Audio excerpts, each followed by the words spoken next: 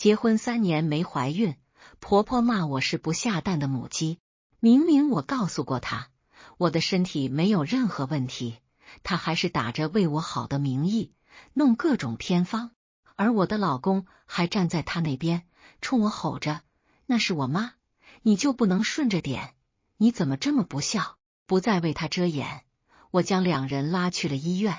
看到检查结果，她傻眼了，梗着脖子叫：“那就试管，你嫁给了我们杨洋，就有责任为我们老杨家留下香火。”而杨洋竟然深以为然，还说不生男孩不罢休。那一刻，我彻底死心，这个男人不要也罢。我笑着拒绝：“你们老杨家的香火那么珍贵，怎么能交给我一个外人呢？直接你试管给你儿子生一个呗。”没想到3个月后，前夫跪求复婚，带来一个惊人的消息：钱婆婆竟然真的怀孕了。可钱公公早已过世，那她怀的孩子是谁的？公司接了一个大单子，所有人一起加班，忙了个通宵。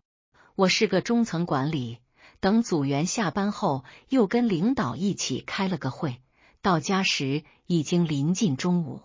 本想洗个澡再睡觉，可我实在撑不住了，就打算洗个脚算了。眼睛酸涩的厉害，我便戴了个眼镜靠，坐在沙发上泡脚。谁知不过3秒，就昏昏沉沉的睡了过去。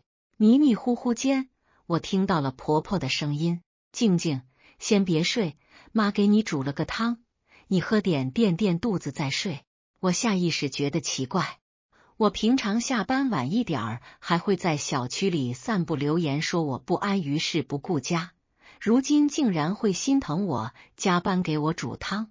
我和他的关系好到这种地步了吗？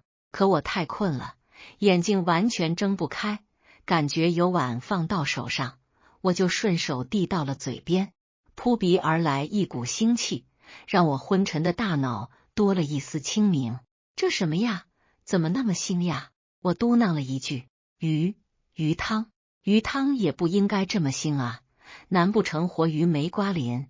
再加上婆婆的声音有一丝慌乱，我伸手扯掉了眼罩，强撑着眯起眼朝碗里看去。哪有什么鱼汤？碗里装着一群活蹦乱跳的小蝌蚪。我整个人一激灵，瞬间清醒了过来，不可置信地看着婆婆：“你拿这玩意儿给我喝？你难道不知道这里面都是寄生虫？”听到我的质问，婆婆面色有些不喜，拉着眼解释：“这是我从一个老中医那得来的偏方，叫生饮蝌蚪汤，能帮女人怀孕的，花了我好多钱呢，别浪费，你赶紧喝了啊。”这不是她第一次干这种事了。我和杨洋结婚3年，一直没有怀孕，婆婆便坐不住了，从老家住了过来，美其名日监督我们备孕。别人监督是督促男女双方规律作息，戒烟戒酒，养好身体，而她却是每晚蹲在我们的房间外面，听墙角看我们有没有造人。刚开始我还不知情，直到时间长了，我的肚子还是没有动静，她开始明里暗里的嘲讽我是不下蛋的母鸡，天天缠着我儿子事儿没少干，做派一点也不像个良家子，结果肚子一点动静都没有，该不会是不下蛋的母鸡，空站着一个母字吧？他话里话外，我占着茅坑不拉屎，耽误了他儿子，应该伏低做小，好生伺候他俩。我是能忍的人，我直接对了回去。怪不得杨洋整日里不着调，原来是上梁不正下梁歪。再说了，怀不怀孕难道是女人一个人的事？说不定你儿子才是没中的公鸡。我并不是无的放矢，他说的次数多了，我也害怕自己的身体有什么毛病。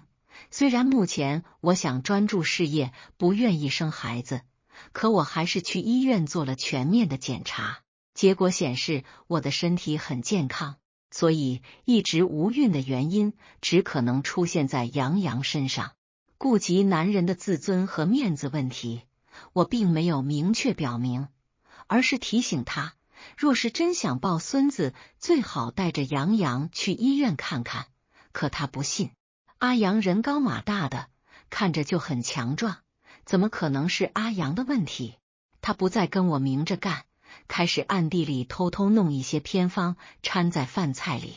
刚开始我并不知情，还惊讶婆婆竟然转了性开始做饭，以为她是想和好，便欣然接受了她的好意。哪怕食物的味道都很怪，我也没说一句不是。哪怕那段时间我内分泌紊乱，疯狂掉发，月经也不再规律，我也只以为是上班压力太大加上熬夜导致的。直到上次她用尿炖鸡汤被我提前下班发现，我才恍然惊觉是食物出了问题。我对她疯狂质问，她却振振有词：你还好意思嫌脏？要不是你肚子不争气，我至于弄这些？再说了，童子尿也不脏，那可是好东西，能帮女人调理身体、生养孩子的。我这都是为了你好。先不说童子尿对身体有益有没有科学依据，就说他端的那也不是童子尿啊。我亲眼看见他进了卫生间，过了一会儿，一边提裤子，一边用自己的洗屁屁盆端了一小叉尿进了厨房，合着他是童子。一想到过去的那段时间，他不知在食物里加了什么，我就恶心的不行。我也不跟他掰扯，直接逼着杨洋把他送回老家去。杨洋却不信他妈是在故意折腾我，认为他妈都是好心，劝了我半天，说他妈辛辛苦苦把他拉扯大有多不容易，如今也没犯什么大错，只是想让他留个后，做事愚昧了一点，希望我能原谅这一次。他跟我再三保证，他一定会管好婆婆，再加上婆婆哭着说以后一定不干这讨人嫌的事，我便一时心软松了口。谁知当晚那锅鸡汤还是端上了桌，我做都做了，不喝就浪费了，这还是正宗的散养乌鸡呢，可贵了。他殷勤地看着我，希望我能喝下去。我直接将锅推到了杨洋面前，他不是觉得他妈的行为无伤大雅吗？那就他自己来承受呗，这都是你妈的一番心意，你可千万不能浪费。杨洋瞅了半天，还是没能下去嘴，在婆婆失望的眼神中，将那锅汤直接连锅扔掉。后来大概是杨洋发了狠话，婆婆消停了一些日子，我以为能过安生日子了，没成想今天竟然直接开了个大。他还在滔滔不绝地讲着手中这碗生饮蝌蚪汤的好处。你别看这汤跟水一样，其实是用好多药材熬出来的，里面还有人参呢，可珍贵。这些蝌蚪都是我一大早跑到人家养殖基地买的，老远了，我洗了好几遍，都是干净的。可我本就因为熬夜头疼欲裂，又在这被他拉着絮絮叨叨，我整个人都要爆炸了。我深吸了一口气，强压着火气。既然如此珍贵，您又如此费心，那肯定不能浪费的。婆婆脸上陡然冒出一抹欢喜，她微抬下颌，眸中闪过一抹轻蔑，颐指气使，那你就赶紧喝。她话还没说完，我直接端起碗倒进了她嘴里。猝不及防间，这些蝌蚪被她吞下去一些，也咬烂了一些。她面色大变，连连犯呕，死命用手抠着喉咙。哦，我笑得淡漠，这么珍贵的东西给我用，不是浪费了吗？这个方子其实我以前也听说过，确实是好东西，听说还治脑颠和癔症，正好对您的症状，您先喝着，毕竟您的情况比较急。哎呀，怎么都吐了呢？多可惜呀！他已经没有精力理我了，满地都是他吐出的污秽，真恶心。我撇着嘴从旁边绕了过去，我没什么精力跟他掰扯，直接反锁了卧室门睡觉去了。但我心里已经打定了主意，等杨洋下班回来，必须连夜把他妈送走。我的耐心已经完全告罄，他要是不同意就离婚。再次醒来时，窗外天色已经黑了，透过卧室门隐约传来婆婆哭诉的声音。我皱着眉，下床光脚走到了门边，声音一下子清晰了起来。你们都结婚3年了，她一直怀不上孩子，那我能怎么办？难道让我眼睁睁看着咱老杨家绝后吗？那我死后哪有脸去地下见你爹？她一个女人怎么能不生孩子呢？以后你们老了怎么办？谁照顾你们？我这都是为你们操碎了心啊！我明明是好心，大老远弄来这些东西，他不领情也就算了，竟然还侮辱我。婆婆说着说着哭了起来，她哽咽着：阿阳，你这媳妇真的要好好管管了，一点都不尊重老人，太不孝顺了。咱村里哪家的儿媳妇敢这么对婆婆啊？但凡有那不服管教的，打2顿也就好好听话了啊！这是撺掇着他儿子让杨洋打我。我直接打开了门，似笑非笑的看着杨洋。你怎么说？杨洋缩了缩脑袋，左看看右看看，神色纠结，一脸为难。眼见着就这么僵持着也不是办法，我正打算出声，婆先一步叹了口气，她擦掉脸上的眼泪，向搂着腰站了起来。儿啊，妈不让你为难，毕竟你已经结婚了，有自己的小家，你以后和你富儿好好过日子，妈就不做这些遭人烦的事，掺和你们的生活了。妈现在就去收拾东西，明天就回乡下，以后就守着你爸的坟过日子，你逢年过节去看看我就成。他嘴里这样说着，却并没有行动，而是仰着头，一双眼睛通红，满是贪恋不舍地看着杨洋。那泪眼朦胧的样子，直看得杨洋心疼不已。这一招以退为进，让杨洋的心立刻有了偏颇。他抹了一把脸，将我拉进了卧室。我顺手带上了卧室门，门即将合上的间隙，我看到婆婆的双眼直勾勾地盯着我，眼神嘲讽，笑容挑衅。如此两面三刀、表里不一的做派，立刻勾起了我心里的怒火。我压着嗓子冲杨洋低吼：你妈太过分了，你到底能不能把你妈送走？我们的日子都被搅和成什么样了？你知不知道她今天做了什么？我话还没说完，杨洋的神情狰狞了起来，他一张脸涨得通红，突然抡起胳膊，一巴掌甩了过来。他的手在我眼前骤然放大，我根本来不及躲避，直接被打了个正着。清脆的巴掌声震耳欲聋，我仿佛听到了客厅婆婆嘲讽的笑声。右侧脸颊传来火辣辣的疼，却比不上我心里的震惊。我不可置信的扭头看着他，泪水不受控制在眼中打着转儿，却强的不肯往下掉落一滴。杨洋吞着口水，将手藏到身后，心虚的移开视线，不自在的解释：静静，她毕竟是我妈，是生我养我的亲妈，你就不能顺着她一点吗？你真的太不孝了！结婚那么多年，从没有哪一刻让我觉得眼前的男人陌生的可怕。我和杨洋是读大学时认识的，我们都是系学生会外交部的成员，因为系里举办晚会，我们被分配到一组拉赞助。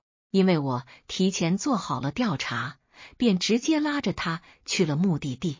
晚会需要妆造，我找的是几家本地有名的汉服体验馆、化妆馆以及摄影馆。我跟对方交涉，游刃有余的谈判，杨洋便安静地坐在一边，用亮晶晶的眸子一瞬不瞬地看着我，里面满满的崇拜与敬仰，让人欲贴不已。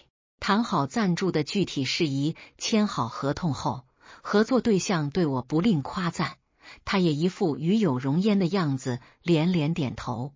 我觉得好笑，出门后忍不住出声调侃：没有给你表现的机会，你会不会在心里埋怨我啊？杨洋一怔，有些不好意思的挠了挠头。我农村出来的，嘴巴笨，不太会说话，你不嫌弃我是愿意带着我长见识跟你学习，我已经十分感激了，又怎么会埋怨呢？他手舞足蹈地讲着我谈判时的每一个小动作、小细节，时不时发出惊呼。我都没想到对方竟然是这个意思，没想到这句话还可以这么回答，你真的太厉害了。不得不说，真诚是永远的必杀技。在此之前，我们顶多算是点头之交，可他热烈直白地表达出自己的喜欢后，他的脸一下子清晰了起来。本只是平凡的外貌，配上那璀璨的眸子，竟也熠熠生辉。我有些羞赧无措，不知不觉就和他交换了联系方式。后来他经常给我发消息，一来二去便熟悉了起来。明明只是冰冷的文字，我脑海中总是浮现出他清俊的脸和炽热的眸光。我也意识到自己有些不对劲，可年少慕爱，无法阻挡，我们自然而然地走到了一起。后来毕业了，涉及谈婚论嫁，我妈劝我慎重考虑一下。她说我从小受宠，性子强势，而杨洋是单亲家庭，他妈妈参与了他所有的成长，结婚后不一定能及时放手，到时可能会面临很严重的婆问题。婆媳问题是亘古难题，我很重视，直接找杨洋说明了情况。杨洋笑着解释，我本来就不太有主见，就喜欢你强势一点，你把生活安排的并井有条，让我十分有安全感。杨洋又说他妈十分通情达理，等我见过就知道了。他带我回了他的老家，如他所言，他妈表现的热情淳朴，对我还问暖，无微不至，又说婚后不会和我们住在一起，我这才放下心来。可随着婚期临近，大数据给我推送了很多婚后婆矛盾的帖子，我开始焦虑，忍不住在深夜摇醒了杨洋。如果我和你妈同时掉进了河里，你救谁？杨洋反应过来后哭笑不得，这种情况不会出现。我也觉得这问题不合理，又问，那如果我和你妈出现了矛盾分歧，你支持谁？他无奈地将我拥进怀中，声音宠溺，你才是和我生活一辈子的人，自然是支持你。他笃定的回复，安了我的心。婚后他待我极好，让我一度觉得自己的选择十分正确，所以他说想让婆婆来照顾我们时，我二话没说就把次卧收拾了出来。谁知这是我做过最错的一个决定。婆婆来了后，根本不是之前热情憨厚的模样，她仿佛变了一个人，对我千般挑剔，万般嘲讽。而在杨洋面前，她又是一副苦口婆心为我殚精竭虑的样子。我受不了她虚伪的嘴脸，经常爆发争吵。这时我才知道，男人的嘴骗人的鬼。每次我和婆婆发生矛盾她都是在中间和稀泥，没有一次是明确的站在我这边的。我要她给说法，逼得已了，她就一脸无奈地说，那是我妈，我能怎么办？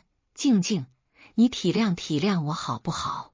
以往我念在我们是要相互扶持走过余生的伴侣，多有体谅，可现在这一巴掌斩断了我们之间所有的情分。果然，这个世界上就没有作妖的婆婆，搅和不散的婚姻。她说的对，那是她妈，是生她养她的亲妈，血浓于水，无法割舍。可那不是我妈，这婆婆我不伺候了，这老公我也不要了。我没有说话，捂着脸颊，垂眸安静地站着。屋内一时陷入寂静，慢慢的，杨洋慌了。他似乎感受到了我情绪不对，手足无措地解释着，静静，我不是故意打你的，我刚刚就是太生气了，那毕竟是我妈，你那么说她，我一时没忍住，对不起对不起，你原谅我好不好？见我始终不为所动，他眸中闪过一抹恐慌，突然抬起手往自己脸上打了2巴掌，听声音就知道是下了力气的。可他犹觉不够，又拉着我的手往他脸上扇。静静，你别不理我，你打回来，你打我好不好？这是他要求的，我自然不会拒绝。行，这可是你让我打的。我反手甩了他2巴掌，多出的1巴掌就算是利息。杨洋捂着脸还没说什么，躲在门外偷听的他妈刘雪梅忍不住了，她直接推开门走了进来，一把将杨洋揽在身后，仿佛护崽的老母鸡一般，双手右腰对着我就开始骂：你这个贱人要不要脸？谁家男人不打女人？你们结婚几年了，一直没有怀孕，我儿子都没说什么，如今不过是你忤逆长辈不孝顺，才打了你1巴掌。他已经低三下四的赔礼道歉了，你竟然还敢还手，我看你就是欠收拾。大概是杨洋的1巴掌给了他信号，让他觉得我和他村里那些被动辄打骂的小媳妇儿没什么区别，竟直接脱下手中的鞋，劈头盖脸要朝我打过来。不过没成功，被杨洋拦了下来。他顾不得脸颊的红肿疼痛，气急败坏的大喊：妈，你能不能不要添乱？你再这么胡闹，我明天就把你送走。刘雪梅一怔，眼泪扑簌扑簌的落了下来。妈就是想帮你给他立立规矩，你竟然这么凶我，果然是有了妇儿忘了娘，你就是个白眼狼。可怜我含辛茹苦将你拉扯长大，早知如此，我当初就应该把你丢给你爷爷奶奶一走了之。他又开始唠唠叨叨讲自己的苦难史，以期勾起杨洋心头的软肉。可这次杨洋的态度很坚决，直接将人请了出去，然后看着我一脸哀求：静静，你看我是站在你这一边的，以后也都站在你这边。那1巴掌真的是个意外，你也打回来了，我们不生气了，好不好？我却更加心凉，原来他知道我心里的疙瘩，也不是不能在我和他妈之间做出取舍，只是觉得以往的我不值得。可迟来的深情比草贱，我已经不需要了。我将杨洋赶出了卧室，临关门前，我留下一句话：明天你请假，我们去医院。如今已经闹成这个样子，那我也不必再顾忌他男人的脸面。我要离婚，可我不背不能生孩子的锅。不是说我是不下蛋的母鸡吗？那就看看到底是谁没中。第2日一早，我便拉着2人直奔市人民医院的生殖科。杨洋本以为我是给自己检查，还感动于我的妥协，可我直接把他拉到了医生面前。看男性不育，杨洋懵了，下意识解释自己身体没有任何问题，可在我眼神的胁迫下，他还是不情不愿地完成了所有的检查。等待结果的日子，刘雪梅一直对我冷嘲热讽，说等结果出来，看我还有什么脸叫蛋。可结果出来后，医生明确表明是杨洋身体有问题，若经自然受孕的概率极其渺茫。刘雪梅傻眼了，这怎么可能？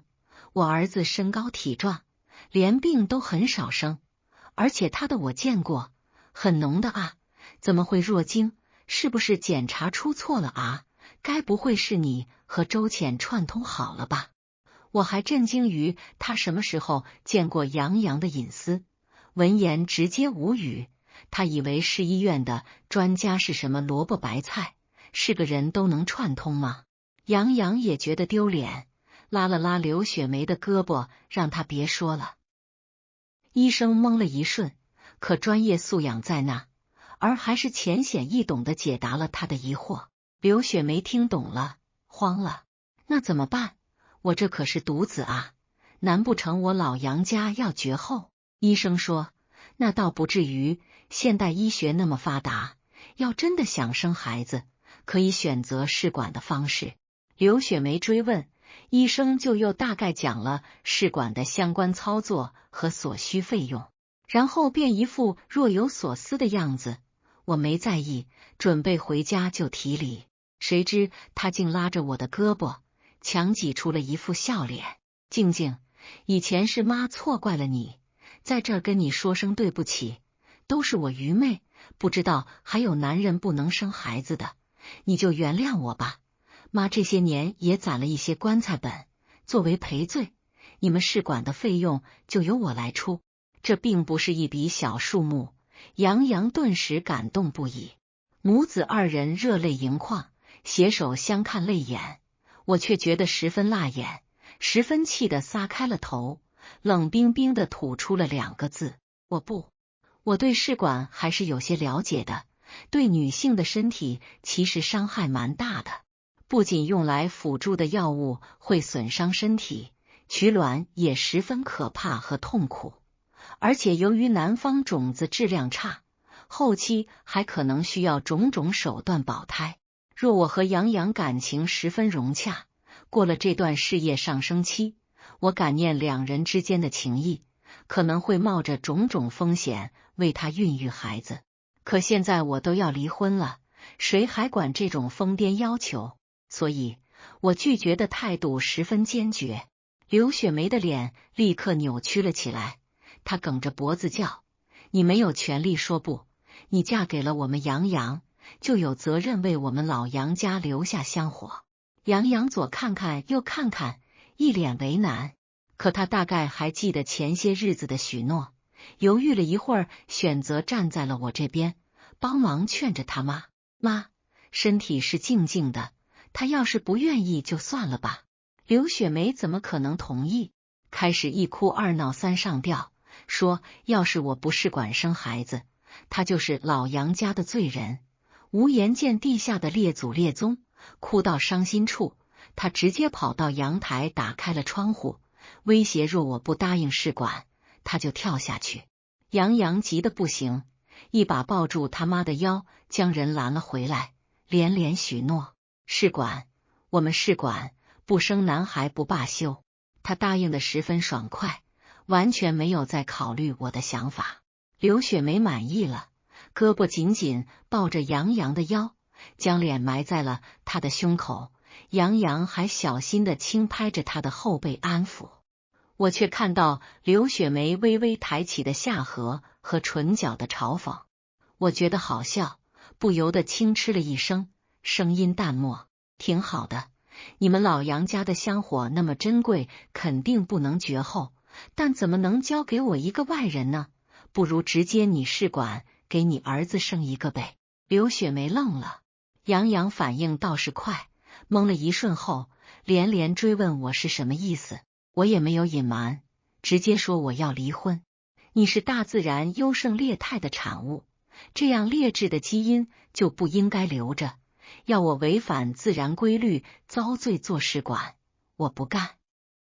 刘雪梅气得跳脚，杨洋的脸色也阴沉了下来，可他还是强压着火气，先安抚好他妈，又将我拉进了卧室，说要让我生男孩只是为了劝他妈，等过几天他就找理由把他妈送回去，说他知道我现在想先拼事业，可以不要孩子，他也会尝试利用药物等手段干预治疗，等过个几年实在不行再试管。我直接打断了他的话，明确告知我绝对不会给他生孩子，也一定要离婚。杨洋胸膛起伏，呼吸变得十分急促，垂在身侧的手更是紧握成拳，青筋直露。害怕他再动手，我警惕地往后退了一步，做出了防备的姿势。杨洋一怔，脸上露出了伤心的表情。静静，我们什么时候变成现在这个样子了？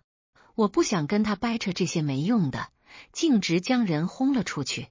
我知道杨洋不会轻易同意离婚，所以那天过后，我就申请了出差，选择去和甲方接洽。临行前，我将杨洋和刘雪梅的东西全都打包毒放在了物业那里。这套2居室是我的陪嫁，属于婚前财产。本来说好了婚后杨洋负责重新装修，可也随着时间的推移不了了之，所以这房子我有绝对处置权。想起这事，我还觉得庆幸，因为刘雪梅没来之前，我们本来说好把这房子卖掉，再加点钱买个大一点的房子。现在想想，幸亏后来刘雪梅来了，计划搁置了，不然我的婚前财产不是变成婚后夫妻共同财产了，想想都血亏。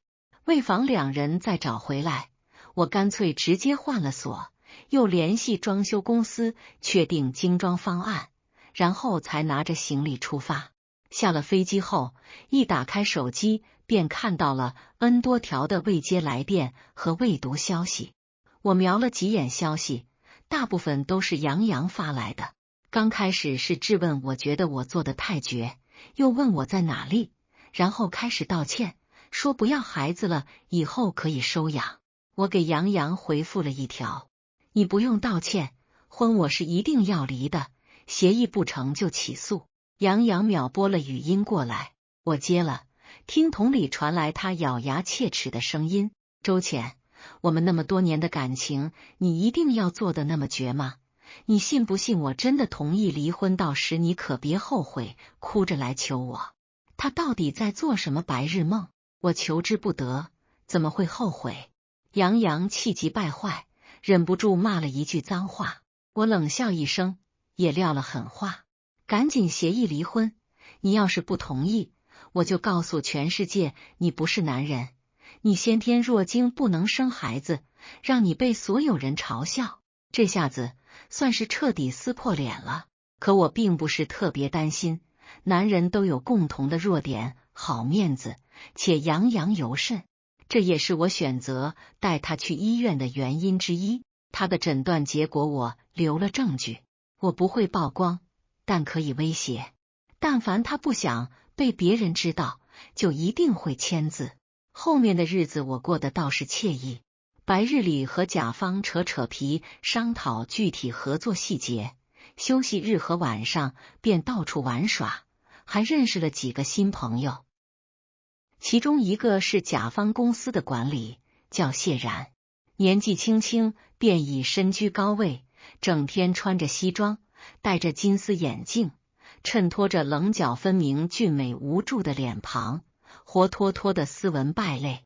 他似乎对我有点兴趣，谈判时总是饶有兴致地看着我，温吞和煦，声音酥软，没有侵略性，却让人心头一颤一颤的。说实话，若非我有自己的道德和底线，我可能就把持不住了。可饶是如此，我的防线也在逐渐崩塌。幸好合作的所有细节都已确定，我的出差也到了尾声，明日便要回去了。我很客套的和甲方道别离开，谢然却伸手拉住了我，五指修长，骨节分明，灼热的温度浸透了衣袖，让我的胳膊起了一层鸡皮疙瘩。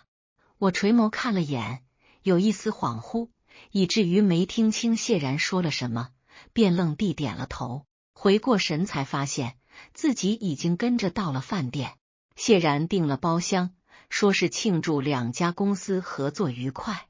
我没理由拒绝，便从善如流的坐下了。席上推杯换盏，我喝了点红酒，有些微。谢然作为东道主，负责送我回酒店。到酒店楼下的时候，车门打开，微风吹过，我混沌的大脑多了一丝清明，客气的和谢然道谢。他靠在车门上，伸手轻拽着领结，我的视线移到他微微滚动的喉结上，不知怎地，竟好像被蛊惑了一般，鬼使神差的开了口：你要上去喝口水吗？话刚出口，我便后悔了，我还是已婚妇女啊，这邀请算是怎么回事？可谢然没有给我反口的机会，他盯着我红的唇轻嗯了一声，直接迈步走在了前面，我只能跟了上去。进屋后，我给他开了一瓶矿泉水，他坐在沙发上小口饮着，修长的手指轻抚着瓶身，璀璨的双眸一瞬不瞬地看着我，没有任何出格的举动，室内的气氛却十分暖媚，空气越来越灼热。就在我有些坐立难安时，手机铃声响了，我下意识选择了接听，手机里传来杨洋的声音：“静静，你都出差1个月了，什么时候回来啊？我已经把我妈送走了，我好想你。”这声音在寂静的夜里十分响亮，我清楚地看到谢然手上动作一顿，浅笑的脸瞬间阴沉了下来。他未置一词，我却觉得周身泛起了冷意，忍不住垂眸缩了缩胳膊，声音也冷了几分：“杨洋，你不要揣着明白装糊涂，我明天就回去，离婚协议我已经准备好了，你明天下午直接在民政局门口等我签字登记离婚就行。”没等杨洋回复，我直接挂了电话。在抬起头时，发现谢然已经恢复了闲适的状态，双腿交扇靠在沙发上，镜片的反光挡住了他眸中的情绪，我看不清，只听到他淡淡的问了一句：“周小姐，你结婚了，又要离婚？”“我含糊应了一声。”谢然唇角勾起一抹浅笑，放下手中的水瓶后，缓缓站起了身，随手拿过外套朝门外走去。路过我时，他脚步微顿，眼神晦暗。挺好的，我不明白他的意思，可看他的态度，应该不会影响2家公司后续的合作，那便没什么好担心的了。毕竟男人可以没有，事业不能失去。下了飞机后，我直奔民政局，看到了门口焦急等待的杨洋。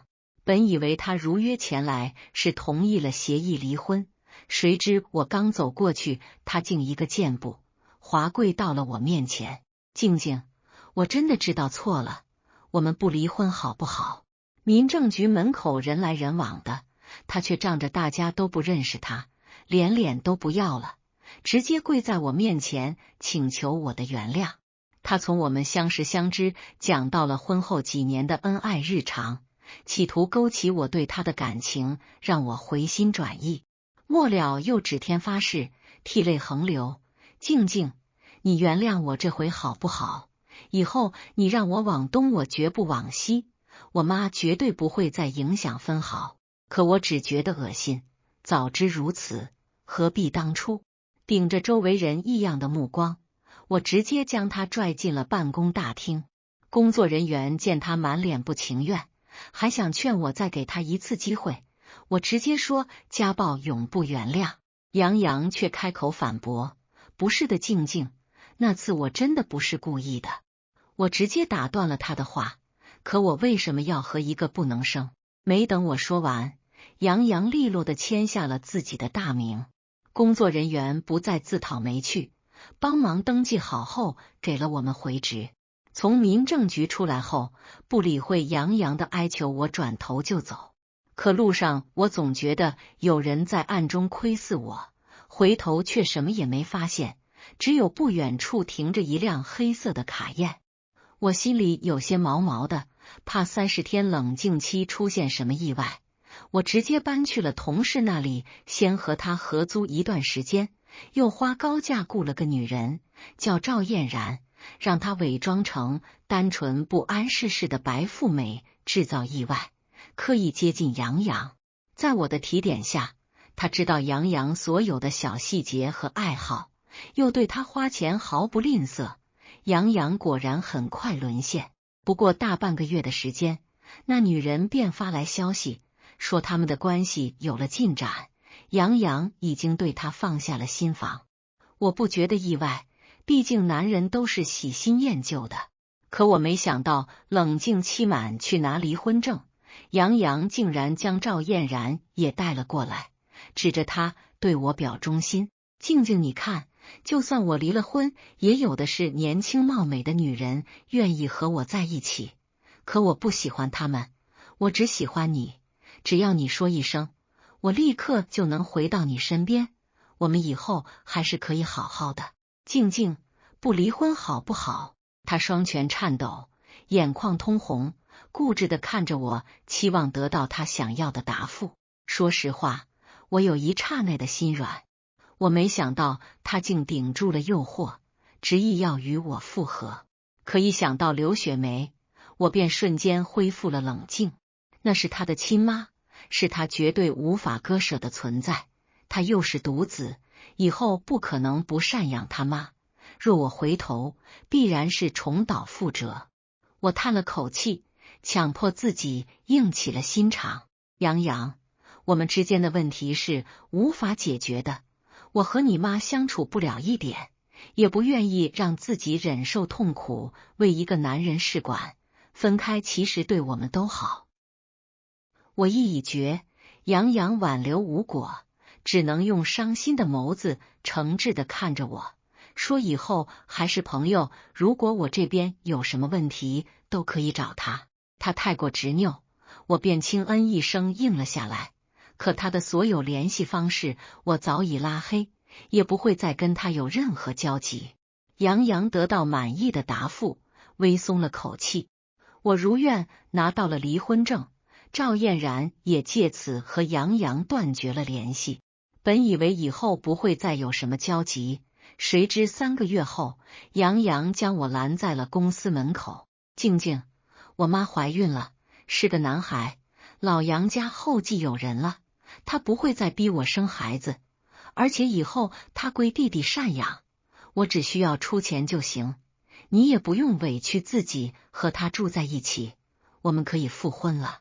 我人都傻了，若我没记错，刘雪梅都已经50出头了，这个年纪了还能怀孕，而且他爸早已经过世了，她怀的谁的孩子？听到我的疑问，杨平的脸色很是难看。想起之前逼我试管时我说的话，一个荒谬的念头突兀浮现。我不可置信地看着眼前的杨洋，艰难地问出了口：难不成是你的？杨洋吓了一跳，连连摆手：不是，是我二叔的，我妈找我二叔借的种。可他的脸色很不自然，眸光闪烁，一看就是心虚紧张的表现。我无法判断他的话是真是假，只觉得恶心的厉害。若我没有离婚，若我同意了试管却失败了，他妈会不会逼着我去借种？我吓得一个机灵，直接将人赶跑了，扬言复婚这辈子都不可能。他若是再来找我，我就报警告他骚扰。这样还不够，我又特意交代了公司的保安和租住的小区的门卫，将杨洋的照片给他们看，特意叮嘱绝对不能放此人进来。如此我安心了不少，谁知好事不出门，坏事传千里。公司门口发生的事竟然传到了合作对象那边，被谢然知道了。周小姐，若你实在不想被骚扰，我可以借你当挡牌。看着他发的消息，我沉默了许久。因为分别负责合作的事，我们断断续续一直有联系，但都是公事公办，没有任何暖昧。我本以为他已经放下了对我的心思，但这条信息却让我意识到并没有。可我无法给他任何回应，刚经历了一段失败的婚姻，我实在没有办法投入另一段感情。我也不知如何回复，索性当作没看到，转头说起了合作的事。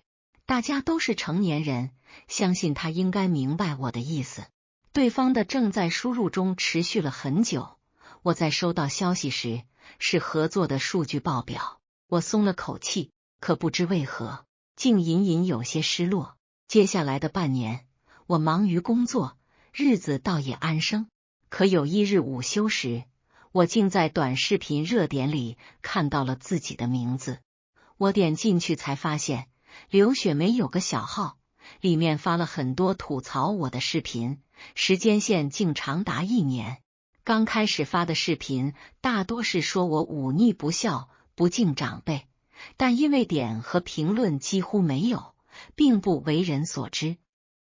后来是说我恶毒，不仅不愿意给他儿子生孩子，还非要闹离婚，害得他这么大年纪还得自己生，将自己塑造成了被恶媳妇欺压，然后为了不绝后忍辱负重的婆婆形象，竟吸引了不少上了年纪的共情者。火了的是最后一条，她顶着硕大的肚子出了镜，想要表现自己的慈爱形象，却因为年龄被众多网友质疑，为什么这么大年纪了还要冒着生命危险生孩子？他在评论区把矛盾转移到了我头上，说是因为我不愿意生逼他的，于是我被骂成了翔，说我不顾及老人生命，是刽子手。我肺都要气炸了，直接私信联系刘雪梅，让她删除视频，否则就告她侵犯了我的名誉。不知她是没看到还是故意的，根本不回复我，我只能点举报侵犯肖像和名誉，让官方处理。可核查需要时间，我又压不住心里的火，直接在热评第一回复了一条：老娘都离婚大半年了，还道德绑架让我生孩子，要点逼脸吧。这条评论很快被网友们发现，开始有人帮我说话。原来不是闹离婚，逼着婆婆生孩子，是早就离婚了。那有什么义务给前夫生孩子？就是想要孩子再给儿子娶一个不就是了？怎么能道德绑架前妻？难道是他儿子不能生，他才非要自己生？怀疑这就是真相。网友们也不是吃素的，因为刘雪梅发了我的照片和信息，他们顺藤摸瓜，竟然找到了杨洋。于是杨洋百般隐瞒的秘密就这样暴露在了人前，他也火了。当天晚上，我看到了被拦截消息里杨洋的质问：我们都已经离婚了，我也没有再纠缠你，你怎么能言而无信，将我的事曝光出去？你太过分了。我正纠结怎么让刘雪梅删掉视频，见状直接把刘雪梅的视频号主页截图发给了他。本以为杨洋出马，这件事应该能妥善解决，我便松了口气，将精力投注到了工作中。谁知第二日下午上班时，杨洋来了，点名要找我。保安说他的样子挺吓人的，他已经报了警，但是因为不敢拦，想让我下去远远安抚一下。我去了，然后待在当场。因为杨洋状若癫狂，浑身都是干涸的鲜血，看着十分恐怖。他脸上肌肉紧绷，大睁的眼神中满是惊恐，显然受到了不小的惊吓，连说话的声音都十分颤抖。我强忍着心悸，听完了他颠三倒四的解释，勉强拼凑出了事情的真相。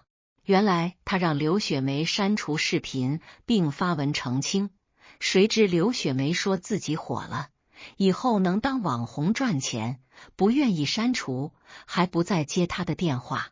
他便请假回了老家找刘雪梅理论。发生争执时，刘雪梅不小心摔倒，虽然及时送到了医院，可大出血引发了并发症，人还是没了。我心里十分复杂，没想到那么强势的一个人，竟然说没就没了，却并不觉得惋惜。毕竟不作死就不会死，他50出头的年纪还作妖非要生孩子，便应该做好最坏的准备。只是没想到最后是杨洋背负了这份苦果，他显然无法承受，捂着脑袋蹲在地上，看着我又哭又笑。